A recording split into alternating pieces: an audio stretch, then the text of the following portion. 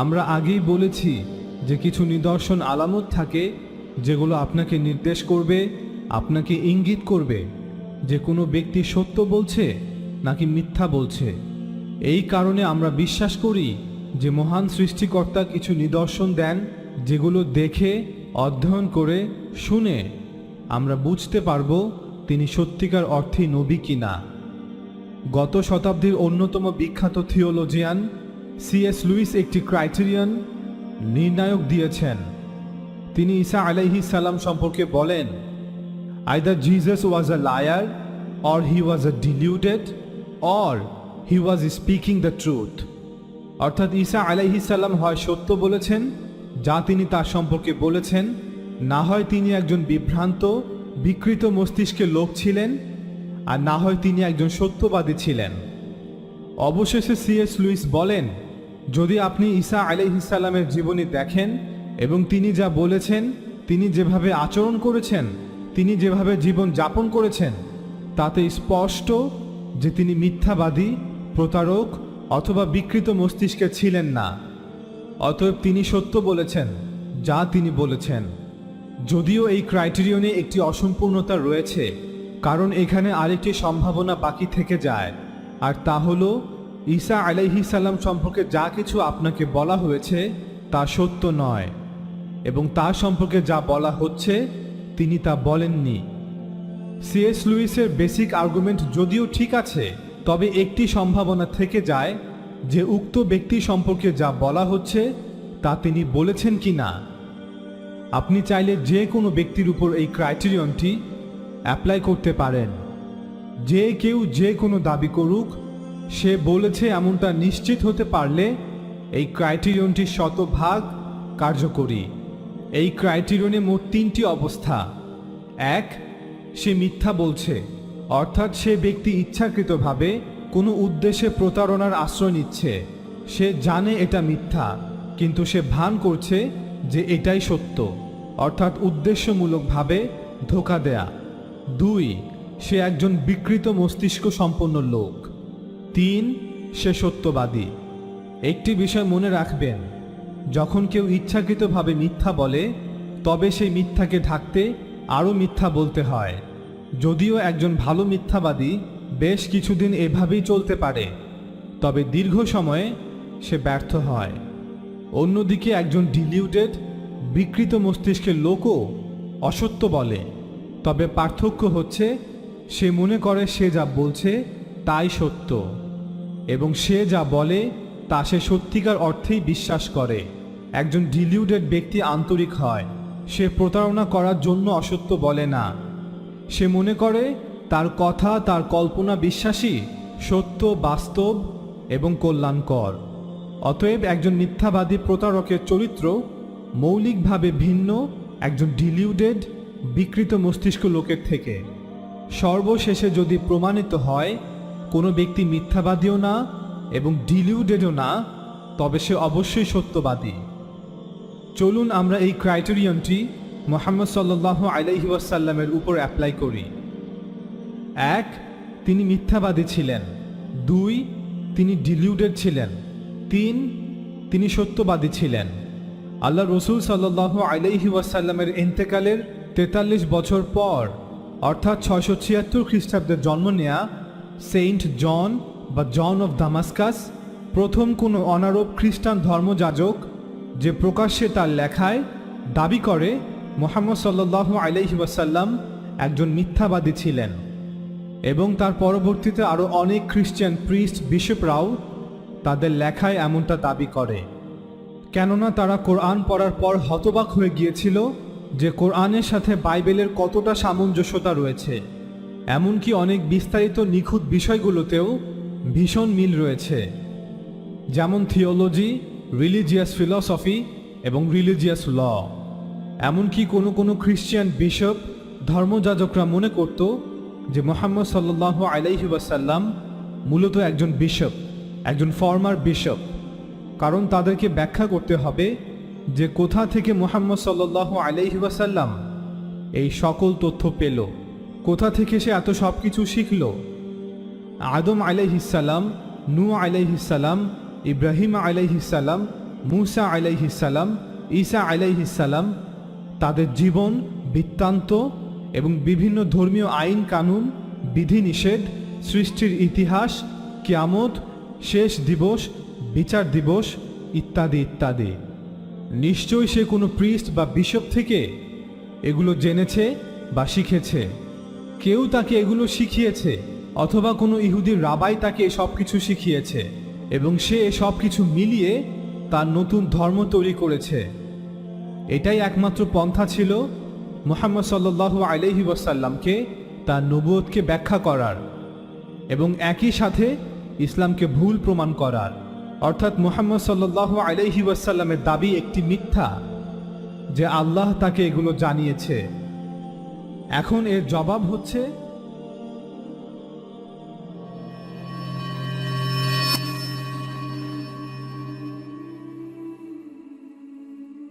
কেউ যখন কোনো মিথ্যা বলে তার পিছনে কোনো মোটিভ থাকে, কোনো কারণ বা উদ্দেশ্য থাকে। কেউ হয়তো মিথ্যা বলে অর্থের জন্য, সম্পদের জন্য, কেউ বা মিথ্যা বলে পদমর্যাদা, অবস্থা, নারী অথবা রাজনৈতিক ক্ষমতার জন্য। একজন অসৎ লোক মিথ্যা বলে অবশ্যই কোনো কিছু পাওয়ার জন্য, কোনো কিছু নেওয়ার জন্য, কোনো কিছু হাসিল করার জন্য। এবং অসৎ লোকেরা কখনো তার সমাজের মূলধারার বিশ্বাস, মূলধারা সংস্কৃতিকে আঘাত বা তার বিরোধিতা করে না। কারণ সমাজের সকলে যা বিশ্বাস করে, রাজনৈতিক শক্তি যেই মতবাদে বিশ্বাসী, তার বিরোধিতা করলে সেই অসৎ লোকটি যা চাচ্ছে তা সে অর্জন করতে পারবে না। দ্বিতীয়ত, কোনো অসৎ ব্যক্তি যে মিথ্যা বলছে সে কখনো এমন কিছু করবে না যা তার জীবনের জন্য, তার বেঁচে থাকার জন্য হুমকি স্বরূপ, অথবা এমন কিছু করবে না যা তাকে সমাজ থেকে বিচ্ছিন্ন করে দিবে। কারণ এমনটা হলেও সে যা চাচ্ছে তা সে অর্জন করতে পারবে না। কিন্তু আল্লাহ রসুল সাল্লাল্লাহু আলাইহি ওয়াসাল্লামের বার্তা, তার কথা মক্কা এবং আরব উপদ্বীপের সমাজ কাঠামো থেকে সম্পূর্ণভাবে বিপরীত এবং বিরোধী ছিল। তৎকালীন সময়ে মক্কা এবং আরব উপদ্বীপের প্রায় সবগুলো অঞ্চলই মূর্তি পূজা, পৌত্তলিকতায় বিশ্বাসী ছিল, বিশেষ করে যেখানে তার জন্ম এবং বসবাস। তৎকালীন সময়ে মক্কাবাসীদের অর্থ উপার্জনের একটি অন্যতম বড় উৎস ছিল কাবা এবং হাজ।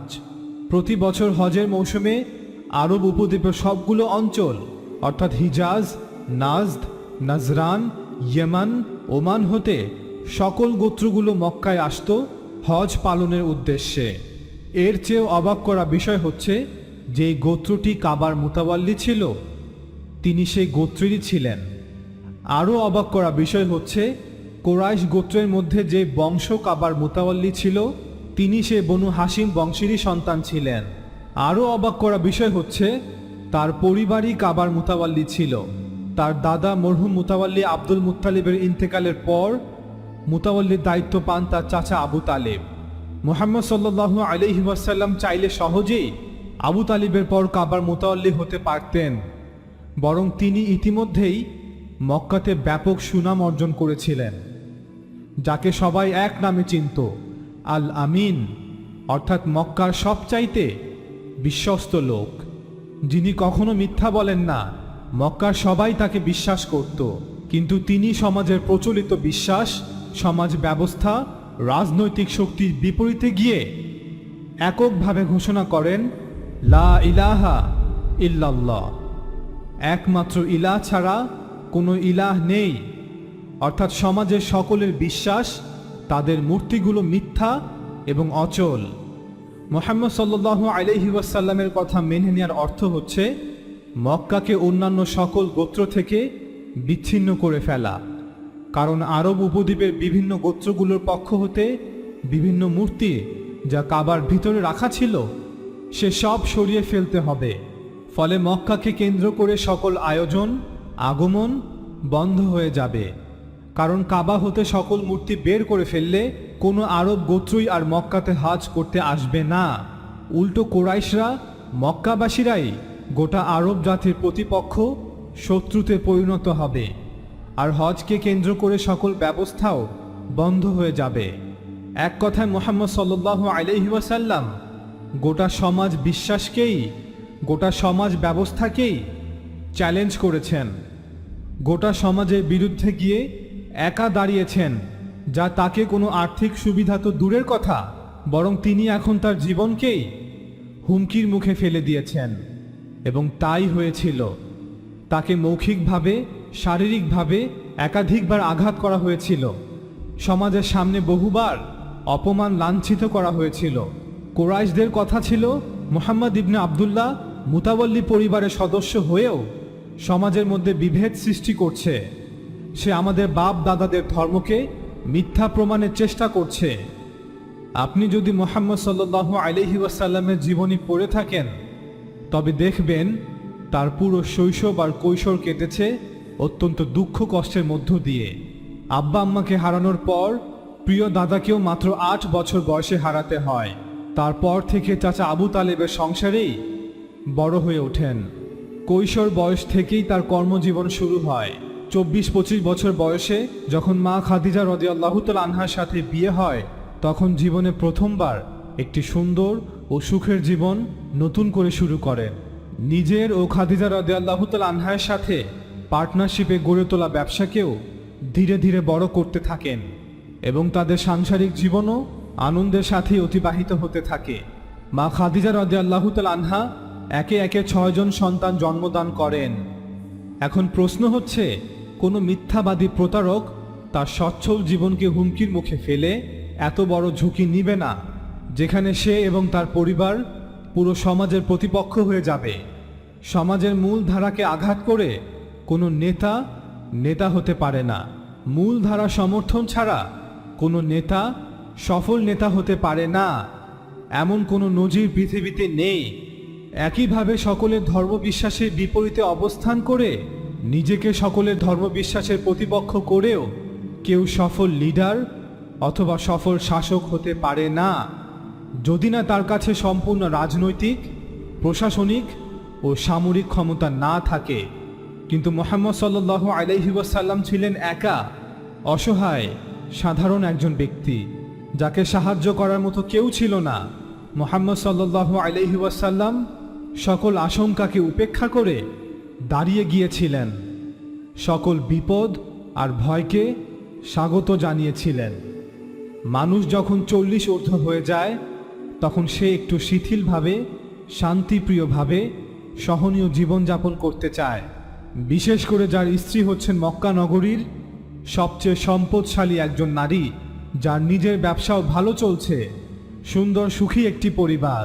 তার তো কোনো ঝামেলা জড়ানোর প্রয়োজন নেই, অহেতুক বিপদ ডেকে আনার প্রয়োজন নেই। কিন্তু তিনি সাল্লাল্লাহু আলাইহি ওয়াসাল্লাম তাই করেছেন। পুরো সমাজকে তিনি একাই চ্যালেঞ্জ করেছিলেন। মক্কায় 13টি বছর তিনি অত্যাধিক দুঃখ কষ্ট, অপমান, লাঞ্ছনা এবং সবসময় মৃত্যু ঝুঁকি নিয়ে অতিবাহিত করেছেন। তার একাধিক সঙ্গীকেও হত্যা করা হয়। বহু সঙ্গী অনুসারীদেরকে একাধিকবার মারধরও করা হয়। অত্যাচারের হাত থেকে রক্ষা পাওয়ার জন্য 615 খ্রিস্টাব্দে মুহাম্মদ সাল্লাল্লাহু আলাইহি ওয়াসাল্লামের বেশ কিছু সঙ্গীকে ইথিওপিয়াতে শরণার্থী হিসেবে আশ্রয় নিতে হয়। 617 খ্রিস্টাব্দে অর্থাৎ নবুয়তের 7ম বছরে মুহাম্মদ সাল্লাল্লাহু আলাইহি ওয়াসাল্লাম সহ পুরো বনু হাসিম গোত্রকে সমাজ থেকে বয়কট করা হয়। 619 খ্রিস্টাব্দে তার প্রিয়তম স্ত্রী খাদিজা রাদিয়াল্লাহু তাআলা আনহা এবং তার একমাত্র রাজনৈতিক আশ্রয়দাতা তার প্রাণপ্রিয় চাচা আবু তালিবও ইন্তেকাল করেন। এত কিছুর পরেও তিনি পিছপা হননি, তিনি তার এক ঈশ্বরের বার্তা থেকে সরে আসেননি। আপনার কি মনে হয় একজন মিথ্যাবাদী প্রতারকের এত ধৈর্য আর সাহস থাকে? আর কেন তিনি মিথ্যা বলবেন? তার তো পুরো দুনিয়ায় ধ্বংস হয়ে গেছে। ঘরে 3টি কন্যা সন্তান, সারাক্ষণ নিরাপত্তাহীনতার মধ্যে দিন যাপন করতে হয়।